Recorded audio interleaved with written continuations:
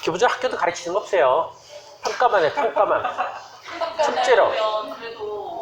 아니, 그건 그냥 나이 먹어봐서 느는 거예요. 이를테면, 발도르프 같은 경우가 대표적인데, 발도르프가 6학년과 중학교를 합쳐서 9년을 가르치는데, 독일도 그렇고 우리나라도 그럴 거예요. 근데, 고등학교 갈래들을 언제 가르치냐면 1년간 가르쳐요. 마지막 1년간.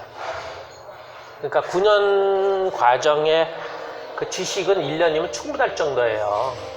그걸 우리가 쪼개고 난리피고 하면서 실제로 세부 내용 들어가면 국어과 같은 거 보면 교사가 수업 시간 하는 일이 뭐냐, 상당수가 과제 내고 평가하고 그런 게 다예요. 지식 설명해 주는 거 있지만 어떻게 배우느냐라는 걸 설명해 주는 건 더더군다나 없고요. 생각보다 없어요. 그런 그것을 우리 지금 나한테 적용을 하려고 생각을 해본단 말이에요. 그러면 뭐 이렇게 책 읽고 그것에 대해서 생각하고 이야기하고 또 이제 그것에 대해서 빠지고 또 뭐 과제 주면 과제 받고 뭐 학년이 올라가면 또 이런 거에 대해서 공부하고 연구하고 깊이 있게 뭐 이런 것들을 중심으로 가정에서 또는 소규모 공동체에서 해 나가는 것이 맞는가? 그리고 나 발도르프에서 마지막 1년 공부 가르친다는데 그 마지막 1년 가르치는 것이 우리 현실에서 가능한가? 아니, 그러니까 우리는 그렇게 하면 되죠. 저는 현실적으로 제일 많이 권하는 게 대학생 과외고요. 네? 대학생한테 과외를 시켜라. 그 대학생도 인류대가 아니고 중위권 대학생을 시키고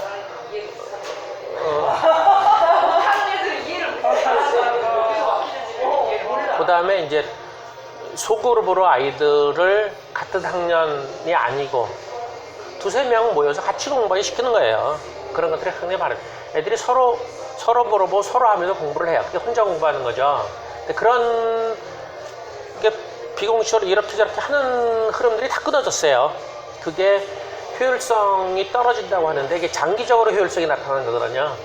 근데 엄마들이 자꾸 못 믿지. 단장 그렇고 그 다음에 애들이 모이면 놀기만 한다고 생각해서 자꾸 그러는 건데 길게 보면 그것이 훨씬 더 효과가 커요. 근데 길게 버티질 못하는 거지. 그러니까 엄마나 부모가 애를 가르치기 위해서 뭐 공부를 하고 이게 아니라 어떤 애들이 스스로 할 수 있는 틀을 만들어주는 거예요. 그거는 이제 그 가르침이나 이런 게 많이 다르다고 봐야 되는 건데, 우리는 어제 이제 우리 고급 강의의 가르침에 대해 했어요. 고급 강의니까 좀 어렵게 했다기보다 정리되지 않은 생각을 그냥 하는 거예요. 유튜브에 올렸으니까 한번 보시려면 보세요. 열심히 가르치면 잘 배울 거라고 하는 게 착각이에요. 열심히 가르칠수록 잘 안 배워요. 못 배워. 잘 가르칠수록 아이는 멍 때리고 있어요. 기본적으로. 실제로 학점을 잘 주는 교수한테 배운 학생들이 시간이 지나면 기억을 못 한대요. 기본적으로 공부는 내가 뭔가 생각을 해야 되는데 우리는 그냥 수동적으로 만들어 놓고 주입시키는 거거든요. 그러니까 내가 자꾸 대학생을 시키는 이유는 똑같은 설명을 하더라도 그것이 권위자가 설명하는 거, 대학생 설명하는 건 듣는 사람은 달라요. 듣는 아이는 자기가 잘 이해를 못할 때 권위자가 설명하면 나는 멍청해. 난 지식이 없어. 하지만 대학생 설명하면 이상하네. 참 설명 잘 못하는 거 아니야? 잘 제대로 알고 하는 거야. 그게 뭐야? 내 생각이 움직여요. 내 사고가 움직이는 거예요. 기본적으로 그런 거. 근데 형 동생이 하면 더 그렇죠. 그러니까 우리 형제끼리 부딪힌 경우가 많아서 형제보다 이제 주변 사람들에서 서너 명이 같이 공부하는 게 제일 좋아요. 그러면 학년 다르고 방해되니 아니야. 중학생들 같은 경우 수학의 가장 기본을 익히는데 제일 좋은 건 한 4학년 아이한테 수학을 가르치는 거예요. 내가 막연하게 알고 있다고 해서 4학년한테 설명해 주는 건 대단히 어렵거든요. 설명해 주기 위해서 뭔가 뚜렷해야 돼요. 기본으로 충분히 걔가 알아들 수 있게 설명하는 거잖아요. 설명해 주기 위해서 상당히 뚜렷해져요. 우린 그런 거를 손해라고 생각하는 거죠. 위에 아이가 손해라고 생각하는데 위에가 더 도움이 돼. 실은 위에가 더 도움이 되고 아래는 당연히 적극적이죠. 그런 식의 작은 단위로 공부하는 것들이 없어지는 거는 우리가 그런 가르침 배움 그리고 평가를 이제 수시로 평가를 하면서 성적으로 사람들을 평가하니까 그게 틀이 잡히기 전까지는 효과를 보긴 참 어려워요. 예를 들면 기숙학교를 고등학교 때 보내면 1년 정도는 떨어져요. 그다음 학원 과외를 적게 하기 때문에 할 수 없이 혼자 공부하는데 이게 체질화돼. 고등학생도 그런데 애들의 경우도 당연히 1년 정도는 떨어지죠. 그거를 못 견디는 거거든요. 기본적으로 교육은 어제 얘기한 대로 조금 어려운 얘기로는 아이들이 공부하는 장에 들어왔을 때 학교건 어디건 학생의 주도권이라고 할 때 그게 뭐냐 이거지. 학생이 왜 배우러 오겠냐. 난 배우러 올 이유가 없다 그래요. 아이들은 배우러 오지 않았대야. 소제목이. 아이는 결코 배우러 오지 않았어. 그럼 뭘 하느냐. 뭘 재밌어 하느냐. 그 권위를 끌어내리는 거. 그거는 이제 지위 역할놀이라고 원위를 올렸다 놨다 이렇게 하는 건데 아이들이 선생의 실수만을 바라는 거예요. 그리고 자기가 그걸 함정을 만들고 소위 말해서 그때만이 사고를 하는 거예요. 생각하는 건 기본적으로 상대를 이렇게 끌어내리는 형태거든요. 우리는 특히 이제 거짓말 같은 거 이런 걸 엄청나게 엄마들이 요즘 그러는데 실은 사고는 거짓말부터 시작하는 거예요. 사고를 한다는 걸 모르겠어요. 상대방을 예상하고 그렇죠? 상대의 반응을 예상하고 그걸 다르게 접근하는 거잖아요. 아이들이 특히 엄마한테 많이 하는 건 엄마만이 안전한 상대예요. 내가 거짓말을 시도해 볼 수 있는 거. 그거를 난리를 피면 애는 안 하죠. 그럼 어떻게 돼요? 그냥 예상하는 그대로 상대가 생각하는 그대로 원한 그대로 행동 아무 생각 안 해야지만 가능한 거예요. 이를테면 그리고 조금 더 피곤하면 수용 인격이라고 하던 것처럼 약간 못 알아듣는 듯한 태도를 취하고서 하는 거예요. 뻔히 아는데도. 그러니까 똑같은 걸 또 물어보죠. 그렇죠? 그럼 그러면서 이제 또 설명해 주죠. 그렇고 설명을 바라는 건 아닌데 내가 약간 모자라니까 나한테 뭐라 그러지 마 이러는 거거든요. 아이가 생각하지 못하게끔 하는 건데 학교는 노골적이고요. 좀 집에서 자꾸 그렇다는 게 문제예요. 집에서 거짓말 하는 거고요. 자기가 시도하는 거고요. 새로 전략을 짜는 거고 뭔가 애를 쓰는 거잖아요. 애를 쓰는 건 결국 착한 형태로 애를 쓰는 건 가능하지 않아요. 착한 아이들은 사고력이 딱 멈춰 있어요. 왜 멈춰 있어? 요구한 사람의 정답을 빨리 캐치해서 그것만 쓰는 거잖아요.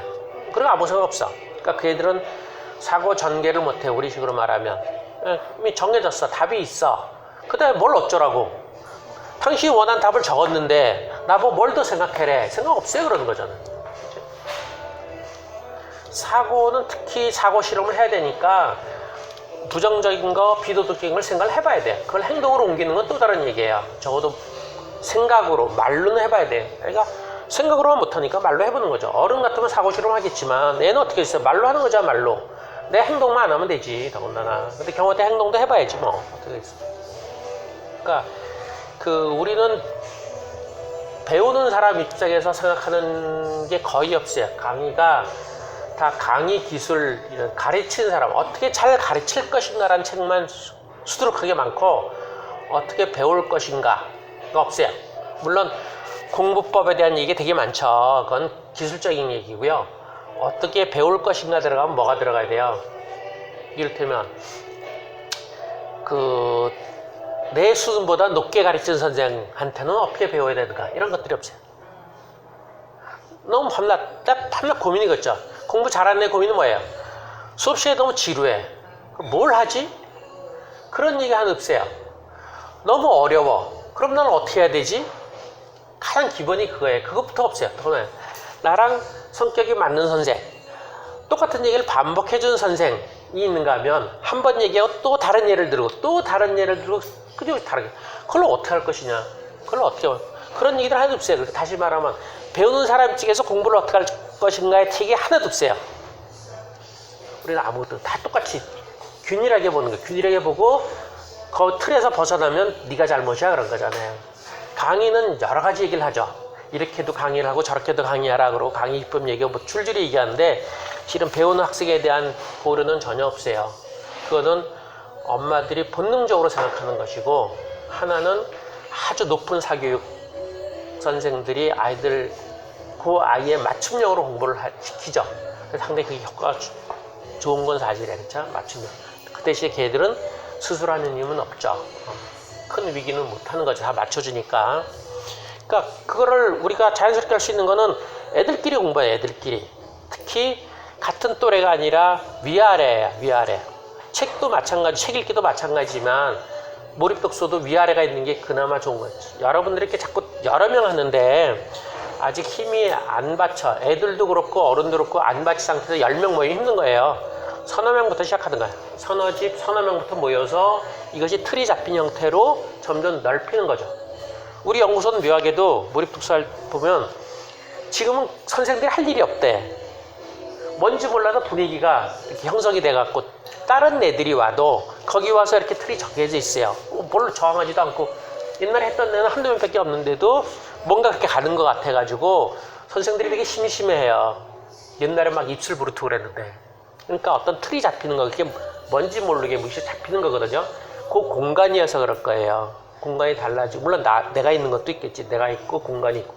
여러분도 그것이 반복되면 되는데 힘들면 똑같아요. 몰입 독서가 됐건, 독서가 됐건, 공부가 됐건, 수학이 됐건 작은 단위로 서너 명부터 시작하면서 틀을 만들어가는 거죠. 그래서 괜찮아지면 좀 더 많아질 수 있어요. 많아질 수 있거든요. 별로 어른이 하는 것이 없어요. 다 자체적으로 하는 쪽으로 하고 약간의 방향만 잡아주는 거거든요. 가장 큰 문제는 뭐냐면 아이들을 믿어야 되는 거고요. 그 다음에 성과가 1년, 2년 내로 나타나지 않는다. 더구나 성과가 그런 성적으로 나타나지 않는다. 빨리. 한 6개월 지나면 애들의 다른 적극성이 나타나서 보여요. 집중이라든가 적성은 보이는데 그게 성적으로 반영이 안 나요. 성적은 1년, 2년 후에 나타나는 거거든요. 그러니까 그런 것들이 원래 공부하는 것 같아요. 원래 내가 공부하는데 물론 혼자서 그렇게 공부할 수도 있게 너무 힘드니까 같이 서너 명이 하는 거죠. 서너 명이 하는 거. 그러니까 그런 것들이 전 이를테면 우리 둘째 언니가 춘천에 있었는데 그 첫째 딸이 그렇게 공부를 했다. 항상 2명이 붙어가지고 중학교 때부터 원래 이제 형수가 한문에서 한문을 가르치면서부터 시작을 했는가 봐. 한문을 그냥 딸하고 친구들하고 무료로 가르친다고 하면서 했는데 한문 같이 하니까 재밌으니까 우리 수학도 같이 공부했게 해가지고 이제 수학 풀 때도 하는데 우리 조카가 제일 잘하니까 이제 설명해주고 하면서 고등학교 때까지 쭉 그렇게 했대요. 그래서 걔가 고등학교로 아니 대학을 생명공학과를 갔는데 거기서 이제 논술 있거든. 논술 뭐 보잖아요. 그래서 이걸 할까 말까 하는데 물어보니까 그때 500인가 1000인가 달라 그래서 그냥 포기하고 일본으로 놀러 다녔대. 애가 그 돈으로 놀러 가자 그러고. 그렇게 갔다 와서 이제 붙었는데 얘기가 끝나고 나서 하는 얘기가 시험 끝나고 나서 면접 뭐 구술 면접 같은 거니까 이과니까 내가 친구들한테 설명해 준 것이 그게 도움이 된 것 같아. 그렇죠. 얼마나 설명을 많이 했대. 자기보다 못한 애한테 설명을 하려면 내가 머릿속으로 알아서 답 찍는 것만이 아니잖아. 걔의 수준에 맞게끔 계속 설명했잖아. 설명을 상당히 잘하죠. 그리고 뭐가 헷갈리는 부분인지 잘 알지. 설명을 많이 할수록 잘 알거든요. 그게 애들끼리 공부하실 때 가장 좋은 건 그거예요. 잘하는 애는 설명을 자꾸 논리적으로 이렇게 비약을 할 때 못하는 애들은 알아듣질 못해요. 그걸 다시 채워줘야 돼. 무슨 말인지 모르잖아. 못하는 애들은 권위가 있지 않기 때문에 걔가 설명할 때 사고가 돌아요.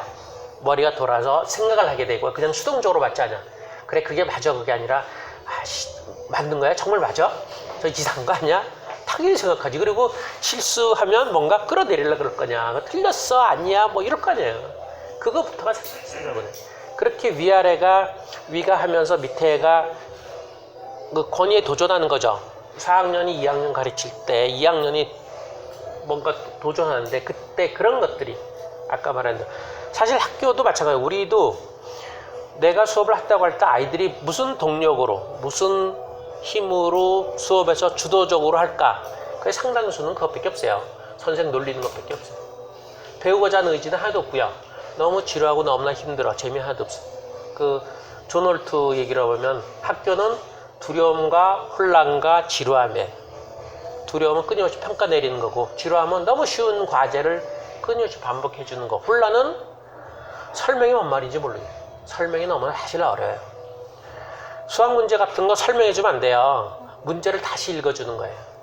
본인 보고 읽으라 그래도 좀 덜해요.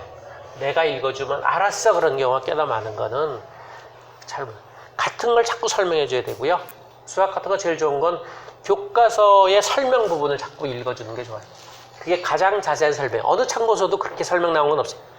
교과서 설명을 읽어주면서 그 예까지도 외우라고 하는 게 제일 좋아요. 그런 건 그냥 애들은 어떻게 했어요? 권위인 사람은 자기가 끊임없이 다른 자료, 더 좋은 자료 갖고 자꾸 하는데 못하는 애일수록 얘를 새로 들어가면서 해주면 헷갈려요. 기본적으로 그때 강의 때 그랬죠? A-, A2-, A3- 이런 것들이 공통은 A예요. 근데 A-하고 A2-가 같다라는 거를 알려면 거꾸로 전제예요. A가 공통이라는 걸 아는 사람만이 그 두 개가 같다는 걸 알아요. 근데 우리는 A를 알기 위해서 A-, A2-, A3- 계속 얘기해 주는 거잖아요. 그러면 A는 어떻게 돼? 계속 다르다는 것만 얘기해서 아주 힘들어해요. 똑같은 걸 반복해줘야 되는데 반복하면 지루할 거라고 생각하잖아요. 그건 어른 생각이고요. 이미 아는 사람 생각이야. A를 아는 사람은 A-도 했는데 또 A-, 계속 얘기하는 건 너무 다 짜증나는 일이거든요. 근데 모르는 애는 어떻게 돼요? 같은 걸 해야 돼, 같은 걸. 그런 것들이 어른하고는 잘 안 돼요. 특히 아는 사람하고는 잘 안 돼요. 공부는 기본적으로 모르는 사람끼리 좌충우돌하면서 나가는 게 제일 좋아요. 그러니까 대학생들 같은 경우는 공부도 공부지만 그거는 심리, 정서, 가치 이런 측면이 강해요. 대학생들 얘기는 좀 듣거든요. 권위 있게 듣지 않아서. 중학생 같은 경우, 특히 외동이나 중학생 같은 경우 같은 성에 대학생을 붙여주면 공부 반, 떠드는 거 반이에요. 그게 그렇게 좋을 거예요, 저는.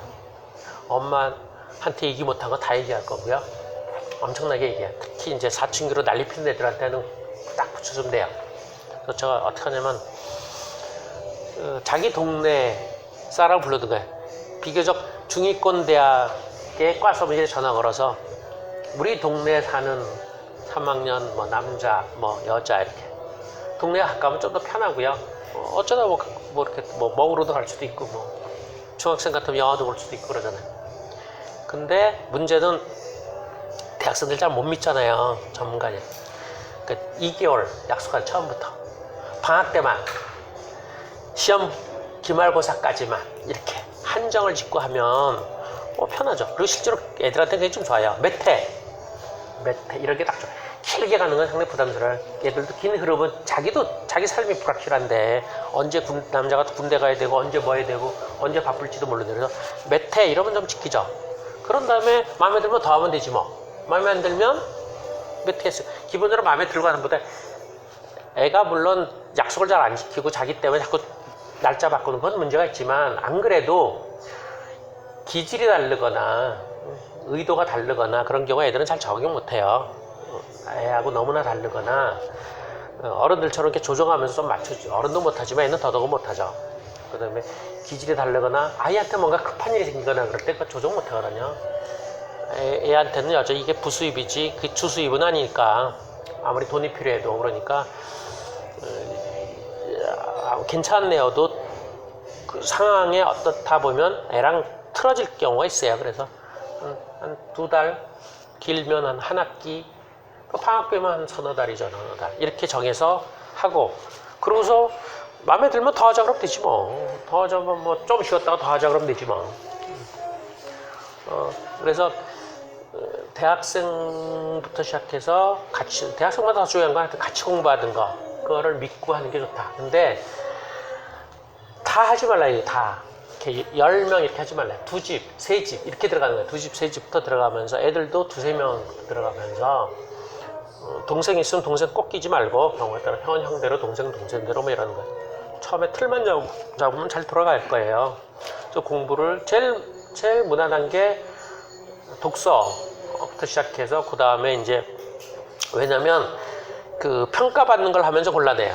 그럼 자꾸 이렇게 비교가 되거든요. 누군 잘하고 못하고 그래서 평가되지 않는 아까 말한 한문이라든가 좀 엉뚱한 거 아니면 독서 같은 거 이런 걸 하다가 좀 서로 친해지고 좋아지면 이제 수학 같은 거 수학이 비교적 맞고 틀려 뚜렷하니까 그런 거로 해서 필요하면 이제 학력이 높아지면서 여러 과목 시험 때마다 전 과목 이렇게 봐주는 걸로 들어가면 되죠. 중학생 정도면.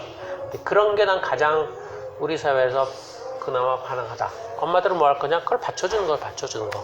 애들끼리 갈등이 생기거나 뭐 하거나 적당히 할 수 있는 공간이거나 이러고 누구는 좀 더 너무 많이 노는 거 아니야? 이럴 때 그걸 좀 달래주고 뭐 중심인 사람이 그 엄마를 좀 달래줘야지 괜찮아 그런 거. 근데 제법 전 있다고 봐요. 있다고 보는데 그런 것들이 거의 안 알려지고 그냥 흩어져 있어요. 그리고 그게 체계적이지 않지 그냥. 그러면 우리 둘째가 수학머리가 있는 애, 수학적으로 아주 뛰어난 애인데 6학년 때 가면은 친구가 물어본대. 선행한 애가 물어봐. 그럼 우리 얘가 몰라. 개념을 설명해봐. 그럼 걔가 개념을 설명해줘. 아 그럼 이런 거구나. 이렇게 해서 풀어줘. 확 나가죠. 그죠? 우리는 혼자 해서 그래. 혼자 수학을 완전 혼자만 했거든요. 내가 한 번도 설명해 준 적이 없어요. 한 문제집 2권 풀고 걔는 그걸로 끝냈어. 수학 개념을 잡은 것 같아. 2권으로. 근데 그 한 권을 6개월 풀었어요. 2개월 풀고 틀린 게 있잖아요. 틀린 게 한 단어마다 한 90점짜리 풀었는데 틀린 거를 풀라 그랬더니 나 신났지. 2개월 만에 다 풀었어. 이거. 야 풀어봐. 안 풀어. 2개월을 안 풀더라고. 씨 왜 또 지쳤나. 근데 큰 아들은 그때 안 풀고 그냥 흐지부지 했어. 근데 둘째는 2개월을 쉬고 2개월 동안 틀린 거만 푸는데 2개월 걸렸어. 그러더니 한 문제인가 2문제가 남았더라고. 정말 모르겠다. 설명해 줄까? 그랬더니 아니래. 걔는 이제 맛을 알은 거지. 스스로 푸는 거. 한 권을 6개월 걸렸고요. 난 문제집 무조건 얇은 거 적게. 무조건 얇은 거. 얇은 거고 그걸 다 푸는데 2개월 걸렸고 틀린 것만 자기 스스로 푸는데 물론 처음에 틀린 건 바로는 풀었죠. 10문제라면 8문제 맞고 2문제 틀렸으면 틀렸다 그러면 바로 풀면 한 문제는 맞고 한 문제 틀려. 그럼 한 문제가 남는 거잖아. 그러니까 결국 문제 남은 게 10개나 15개밖에 안 돼요. 한 권에. 근데 그걸 푼다고 뜸들이는 게 2개월이고 그 15개 푸는데 2개월 걸렸어. 근데 난 그게 실력이 는다고 보는 거야. 그게. 지금 애들은 그 과정을 한 번도 준 적이 없어요. 다 설명해 줬지. 선생님 저기 수학 파트에서 첫째 아들과 둘째 아들의 차이는 어디에서 생긴다고? 왜냐하면 저는 우리 아이가 수학 머리가 없다고 생각하거든요. 첫째도 그래도 수학을 계속 했어요. 그래서 내가 꼼꼼히 못 챙겨서 그냥 틀린 걸 다시 풀게끔 강제를 못 했을 뿐이지 계속 혼자 했어요. 그래서 걔는 언제 잡혔냐면 고3 때 잡혔어. 고3 때 추석 때 엄마한테 내가 수학 감이 잡혔어. 수라는 게 이런 거구나 하고 한 3시간을 풀어가지고 설명을 해주더라고. 걔는 이제 성향이 이게 통으로 보는 성향이어서 전체가 잡혀야지 세부가 잡혀요. 둘째는 이렇게 둘째 표현으로는 첫째는 모래산 같아가지고 쌓아도 무너져서 어느 정도 쌓지 않까지는 유지가 안 되는 거고 둘째는 자기는 벽돌로 쌓는 거라 쌓은 것만 안다. 그 나머지 모른다 그런 타입이거든요. 그래서 첫째가 고3 때쯤에서 추석 때 한 3시간 설명하는 수 개념을 얘기할 때 우리 옆에서 나보고는 질문하지 말래. 엄마 보고만 질문하래. 내가 질문하면 기분 나쁠 수 있어. 난 가만히 듣고만 했다. 이제 둘째 아들 보고서 야 너도 저렇게 공부하냐? 그러니까 아니지. 너 어떻게 해? 나는 그냥 하면서 다 체계가 잡히지. 그래. 걔는 벽돌처럼 쌓는 거라서 그게 가능해요. 걔는 개념이 상당히 정확하더라고. 나도 그렇게 공부 못했거든. 나도 그런 스타일이 아니고. 근데 그건 빠르고 느리고 뭐 이런 차이지. 여전히 혼자 했기 때문에 가능해. 혼자.